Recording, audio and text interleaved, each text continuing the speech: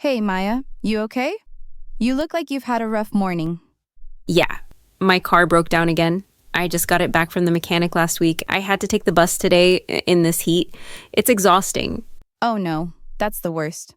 Maybe it's time to say goodbye to that car? Exactly what I was thinking. I've started saving for a new one. Been freelancing online whenever I get a chance. That's smart. But doesn't it get overwhelming, juggling work and school? It does. I'm barely keeping up with my classes. Once I get the car, I'll drop the job and focus on my studies again. Makes sense. Oh, Lisa and I are going to a concert next weekend. I've got an extra ticket. Wanna come? Ah, I wish. But I'm flying out to Canada for my cousin's wedding. Wait, you're flying? Aren't you terrified of planes? Still am. I'm already anxious just thinking about it. But I've made a decision. I'm done letting fear run my life. Time to step out of my comfort zone. I love that. You're growing. Who are you traveling with? Brian? No, actually, I'm going with my sister. Brian and I broke up a while ago. Really? I had no idea. You two were together for years. Yeah, we were.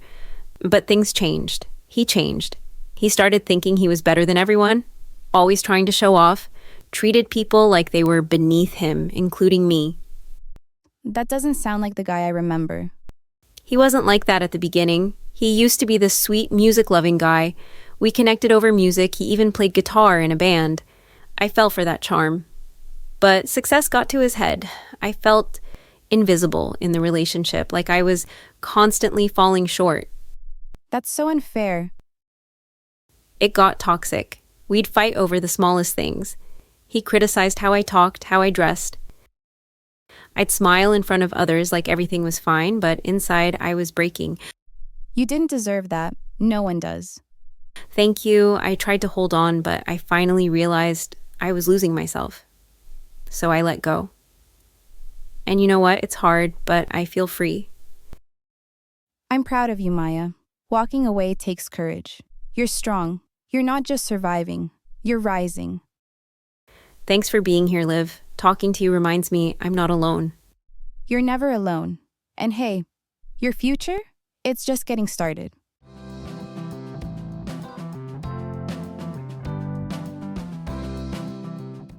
Here you go, sis. Fresh coffee for the glowing newlywed. Thanks, Derek. Glowing might be a stretch today. Oh. That doesn't sound like the honeymoon phase I was expecting. What's going on? How's married life with Mark?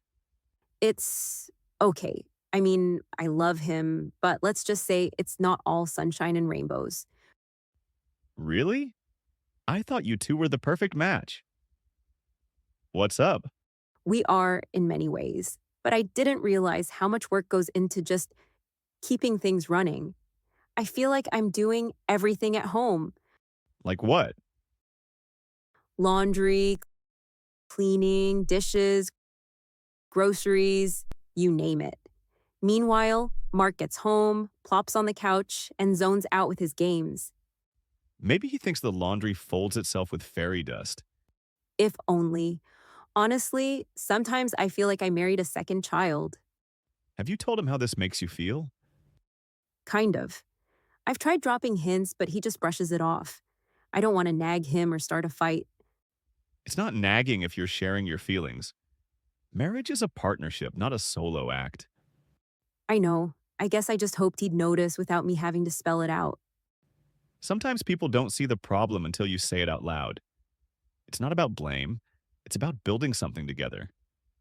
You're right. I just need to frame it like we're on the same team. Not me versus him. Exactly. You're learning to live as a team. That takes time, patience, and yes, communication. Thanks, Derek. I really needed this talk. I'll sit him down tonight and be honest. Good. You got this, sis. And remember, great teams aren't made overnight, but with the right mindset, they win together. I'll keep you posted. And next time, you're bringing donuts with the coffee. Deal.